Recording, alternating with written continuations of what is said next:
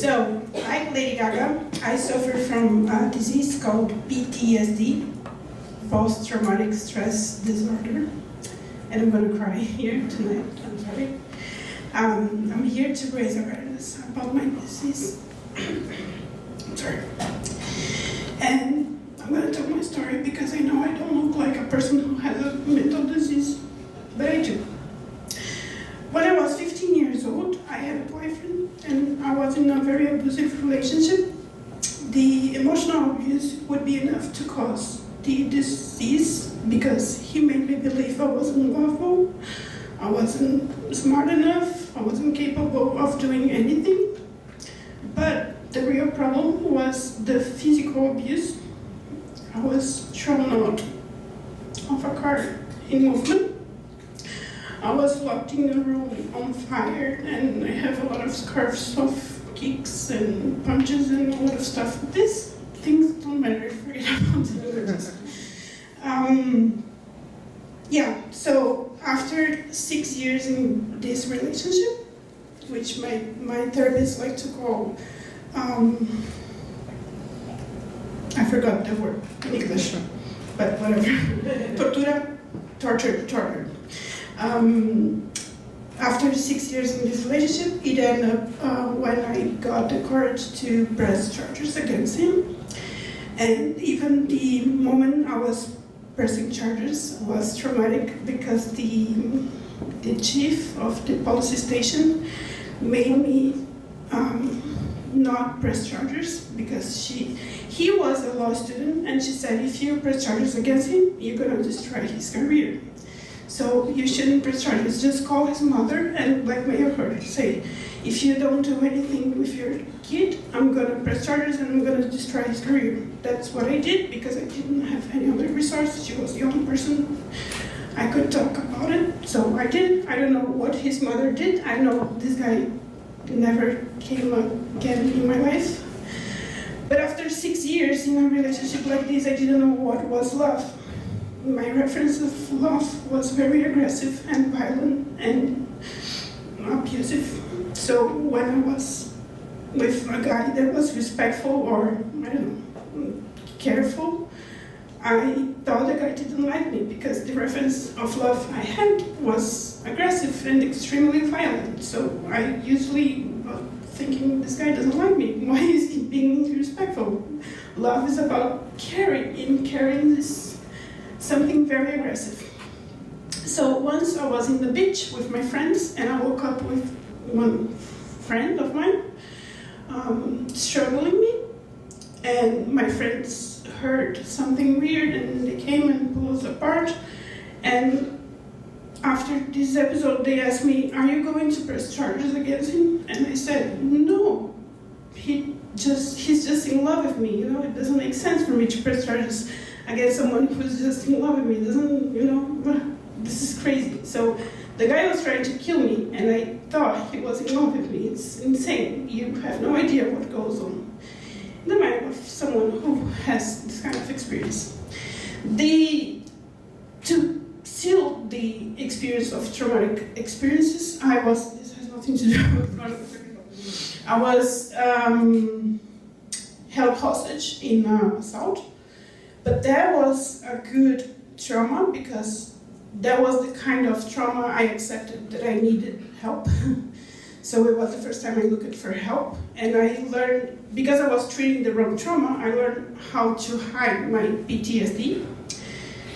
Only when I got to Harris, someone helped me and I seek for help.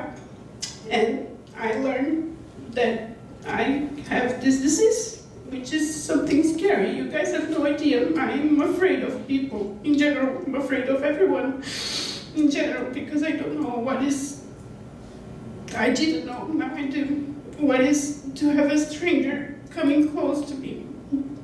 And so in my therapy now, I'm learning that love is not violent.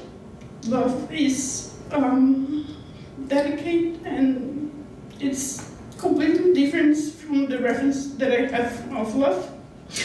And this is changing me because you probably look at me and you don't think, oh, this girl has a mental disease. You probably look at me and think this girl is happy and whatever.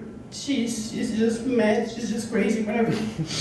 But no, that's not true. I'm afraid all the time. I'm scared all the time, 100% of the time. And this is a disease that we never get cured of it.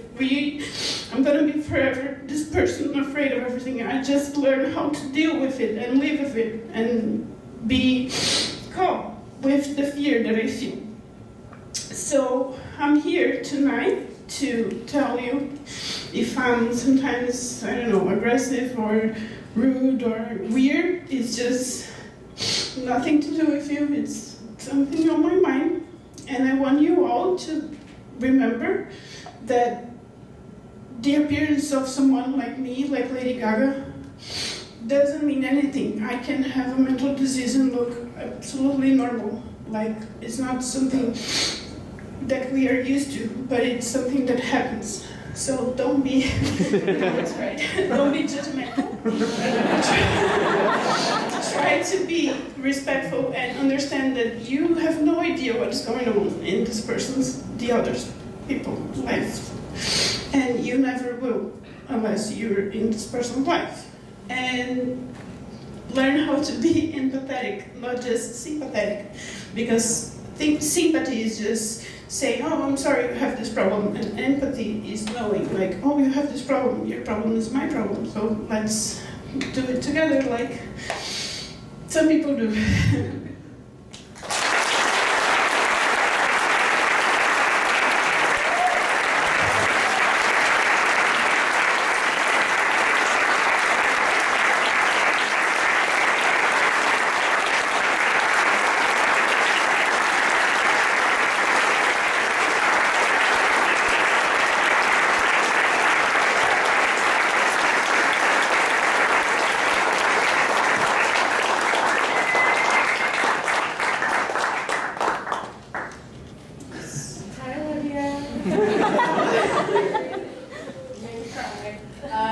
I just wanted to know, what was your experience like sharing or being vulnerable enough to share with a person, like knowing you needed help at some point and being vulnerable to share? And like, how were you receptive, or did it take you more time to be receptive? Was it a conversation that you visited and then saw?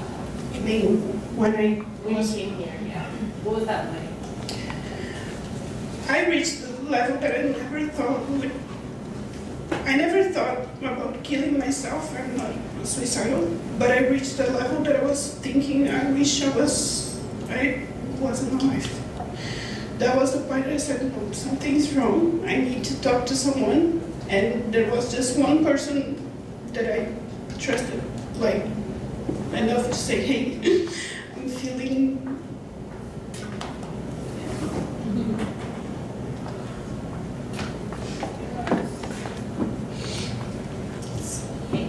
Thank you so much for sharing that. I'm really glad that you shared that with us and that you have one person, but I want to know how Harris as a whole school can maybe do a better job of making sure that students are able to connect with that. If it's not one student, it's just as a graduate school, how they can improve on making sure that students basically have a safe place to reach those resources. I heard recently that University of Chicago have a training course, right, for mental disease problems. And I think that's something that should be advertised more, because we don't know. I never knew about it. I'm here for 2 years, and this is the first time I heard about it. So mental illness is something that you cannot recognize unless you really talk to the person, right? And apparently there are ways to train people to acknowledge it. I don't know. I don't have the answer because I don't even know how to treat myself, Someone else. Yes. Hi, Ailey. Thank you so much for taking the time and the emotional energy to share all this with us. I think I'm really grateful for you educating us on the expense of how hard this might be for you. So thank you so much for doing this. I as someone that likes you and considers you my friend, I would like to know what is one thing that I could do to make you feel safe around me?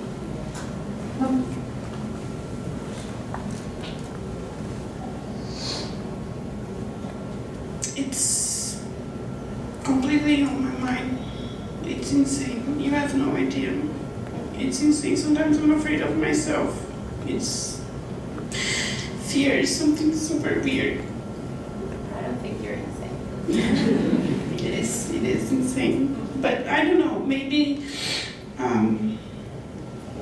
sharing something, this word is very vulnerability, makes me know that you're a human and you can be stronger than me, but at least you have something that makes you, I don't know, less